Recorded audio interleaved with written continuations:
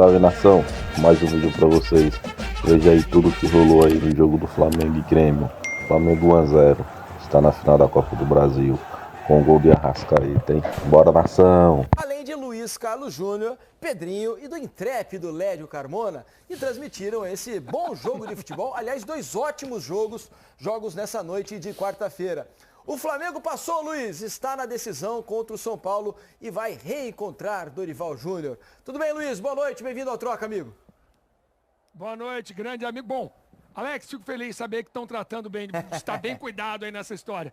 E aí, intrépido, animado? Animado, foi um bom jogo. Primeiro, boa noite aos amigos, ao intrépido Felipe, ao Alex, que eu ainda não encontrei pessoalmente, e ao meu querido amigo e contador, Carlos Eduardo Mansur. Contador? Enfim, foi um bom jogo. Agora, o placar não pode apagar alguns pontos chaves do jogo. Acho que enquanto o Grêmio teve o seu time principal, o Grêmio jogou mais bola que o Flamengo, no primeiro e na segunda parte do segundo tempo.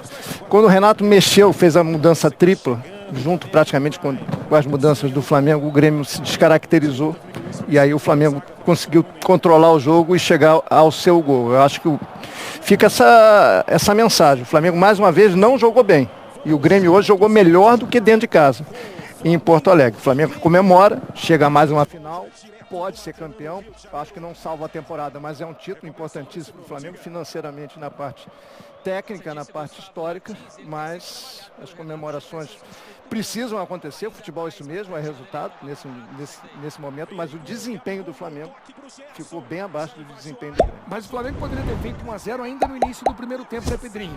Podia, um abraço aos amigos da mesa, podia, mas também sofreu muito, né, durante o primeiro tempo. Você concorda então com a análise do Lédio? Você achou o Grêmio melhor no primeiro tempo? Eu acho que o Flamengo teve uma ótima chance, que foi essa cabeçada do Bruno Henrique, né, no primeiro momento, que no primeiro tempo jogou muito mais próximo ao Gabigol, fazendo uma dupla de atacantes, né, e o corredor esquerdo ficava com o Felipe Luiz, às vezes, com a Arrascaeta, com o Gerson.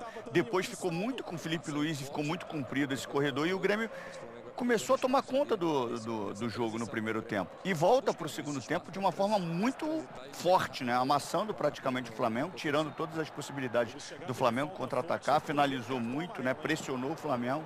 E aí o Renato vai fazer as mudanças. E aí o que chama a atenção, não é pela característica de quem entra ou de quem saiu, né? Saiu o Cristaldo, o Bitelo e o Carvalho. E falando em chance, eu citei ali o Bruno Henrique, o Bitelo perdeu uma cara a cara também. Né? Perdeu. Matheus Cunha fez boas defesas também no primeiro e no segundo tempo. E aí eu chamei a atenção sobre o seguinte aspecto, porque quando você mexe 3 jogadores, sendo que o teu time está muito bem, o Grêmio estava muito bem, o Flamengo não passava do meio de campo. Você pode correr o risco, como correu, de você perder os encaixes de marcação, de pressão, de movimentos, porque já está todo mundo ali entendendo o que é o jogo. O Grêmio estava muito bem no segundo tempo. E essas mexidas, eu acho que o Grêmio perdeu isso. Então a gente teve ali, depois das mexidas, 5, 6, 7 minutos até chegar ao pênalti. E aí o Flamengo esfriou ali da partida. Mas são substituições que normalmente ele faz. A gente já imaginava. Mais pro final, estava muito bem. A gente já imaginava. O Cristaldo e o Carbacho estavam voltando.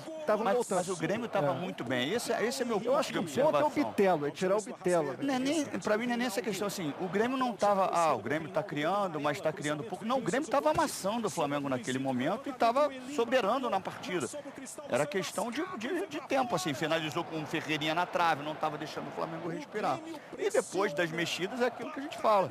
Até esses jogadores entenderem os movimentos, perceberem onde estão as brechas, pressionar melhor, o Flamengo cresceu na partida. Depois das substituições, o Flamengo foi outra equipe e chegou ao placar. Estamos trazendo aí os melhores momentos do jogo. O pênalti foi exatamente 10 minutos depois das substituições do Grêmio. Então até a entrevista do Bruno Alves foi equivocada, porque quando existe a substituição, até chegar ao pênalti, são 10 minutos. E nesses 10 minutos o Flamengo mudou o jogo. Foi melhor devido às substituições. Uma coisa que eu queria saber de vocês, Luiz, porque a atitude do Flamengo hoje pareceu diferente já em relação aos últimos jogos, né? Foi um time que pode não ter sido uma atuação brilhante, como já disseram Lédio e Pedrinho, mas pelo menos foi um time mais brigador, um time que disputou mais as bolas, tentou diminuir a marcação, não conseguiam momentos, mas não foi um time passivo, como em outras Pelo menos foi a impressão que eu tive. Queria saber disso de vocês. Não acho, Felipe.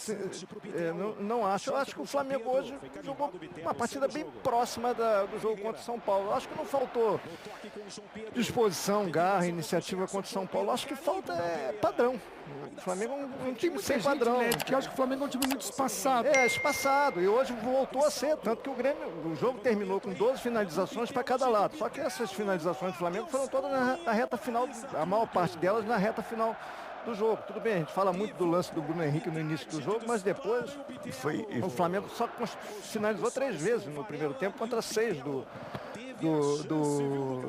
Grêmio. Eu acho que a questão não é iniciativa, eu acho que é foco no jogo e padrão, concentração. O time é espaçado, as linhas são muito distantes, os times têm muito espaço para jogar contra o Flamengo e o Grêmio teve.